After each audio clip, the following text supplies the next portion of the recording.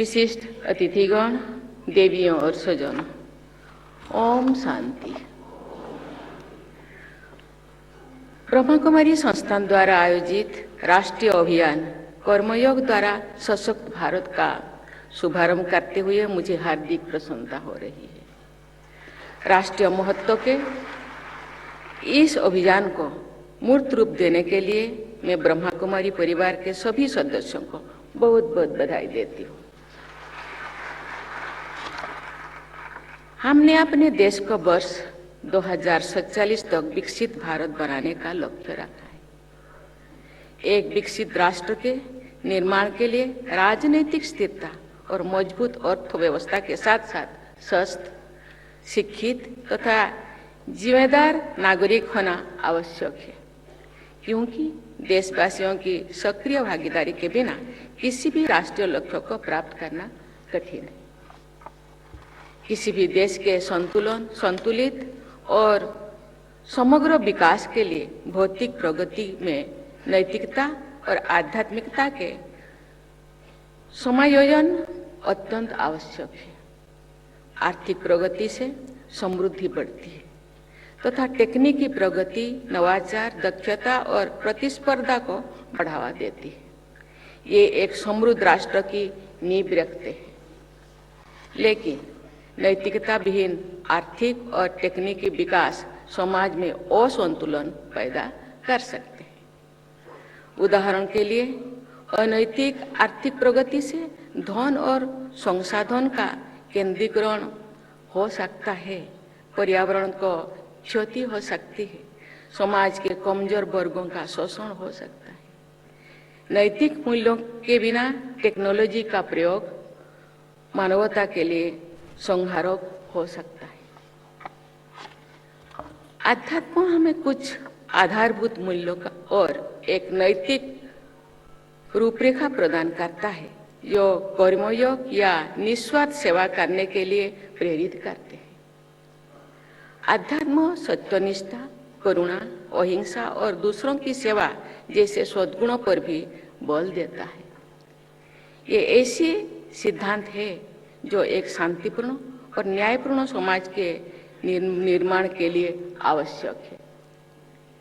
जब हमारे विचार आध्यात्मिक मूल्यों पर आधारित होते हैं, तो हम अपने स्वार्थ से ऊपर उठकर सर्व के कल्याण की सोच पाते हैं।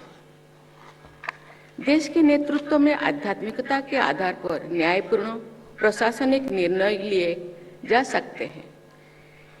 ऐसे निर्णय किसी एक वर्ग के लिए नहीं, बल्कि सभी नागरिकों के हित के लिए होते हैं।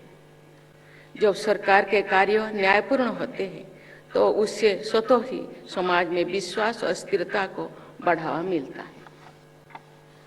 भगवद गीता हमें अपने कर्मों को उच्च उद्देश्य के लिए समर्पित करने का मार्ग बताती है। गीता सिखाती है कि हम अपने कर्तव्यों के पालन के लिए उत्तरदायी है, लेकिन हमें अपने कर्मों के परिणाम के प्रति आसक्त नहीं होना चाहिए। हमें कर्म पर ही अपना ध्यान केंद्रित कर उसे ईश्वर के या परमपिता परमात्मा के लिए समर्पित करना चाहिए, बिना ये चिंता किए कि इससे सफलता मिलेगी या नहीं। निस्वार्थ भाव से और अहंकार रहित कर्म करने से हृदय शुद्ध होता है। कर्मयोग का निस्वार्थ सेवा से गहरा संबंध है। सेवा भाव से कर्म करना और उन कर्मों के फल परमपिता परमात्मा या समाज को अर्पित करना सर्वोच्च कोटि के कर्मयोग में गिना जाता है। गीता सिखाती है कि प्रेम और समर्पण के साथ किया गया कार्य भी, कोई भी कार्य, चाहे वो कितना भी छोटा या बड़ा हो, निस्वार्थ और समर्पण भाव से किया जाए तो सार्थक होता है। महात्मा गांधी का जीवन भी कर्मयोग का एक व्यवहारिक उदाहरण था। उन्होंने गीता में दी गई कर्मयोग की शिक्षाओं को अपने जीवन में उतारा और आध्यात्मिकता को सामाजिक कार्यों के साथ सम्मिलित कर अपनी राजनीतिक गतिविधियों समाज सेवा और व्यक्तिगत अनुशासन को एक प्रकार की भक्ति में बदल दिया। मैं अनेक वर्षों से ब्रह्मकुमारी संस्था के कार्य को देख रही हूँ। उनके अनुशासन, कार्य शैली और कर्मयोग को फॉलो करने के लिए कोशिश कर रही हूँ। ब्रह्मा कुमारी ईश्वरीय विश्वविद्यालय राजयोग की शिक्षा देता है, जिसके निरंतर अभ्यास से मन को नियंत्रित किया जा सकता है। इससे व्यक्ति मन और बुद्धि का उपयोग अन्य व्यक्तियों और परिस्थितियों के प्रभाव से ऊपर उठकर पूर्णतः विवेकशील रूप से कर पाते हैं।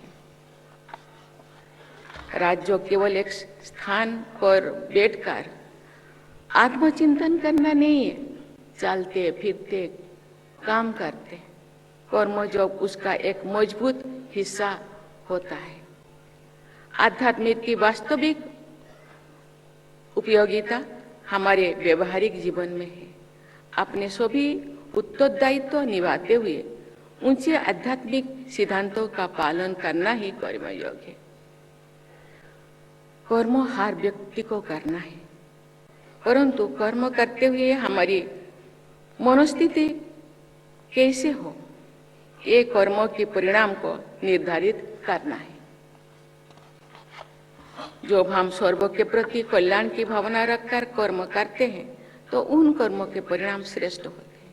हमारे संबंधों में स्नेह और समरसता, कार्यों में कुशलता और निस्वार्थ भाव, मन में शांति, बुद्धि में स्थिरता और जीवन में खुशी आती है।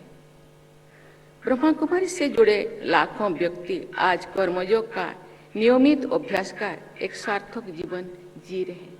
ये देश के लिए, समाज के लिए, भविष्य के लिए, उज्जवल भविष्य के लिए जाना जाएगा। कर्मयोग द्वारा इस देश का हर नागरिक भारत के स्वतंत्र और समग्र विकास में अपना योगदान दे सकता है। इससे भारत न केवल आर्थिक रूप से प्रगति करेगा, बल्कि हम एक ऐसे समाज का निर्माण कर सकेंगे जो विश्व के लिए मूल्य आधारित जीवन का आदर्श होगा। ब्रह्मा कुमारीज मुझे जितना पता है 1937 से शुरू किया गया है। आज तक तो इतने लोगों को इस राज जगत का योग सिखा के मूल्य आधारित जीवन का शिक्षा देते हैं। मुझे लगता है आज का प्रोग्राम ये लोगों के तक पहुंचेगा। लोग इसी मूल्य आधारित जीवन जीने के लिए प्रयास करेंगे और भारत जो सोने का चिड़िया थे, भारत विश्व गुरु था, मुझे लगता है वो समय जरूर वापस आएगा। इसी के साथ मैं आप सबको बहुत बहुत धन्यवाद देता हूं।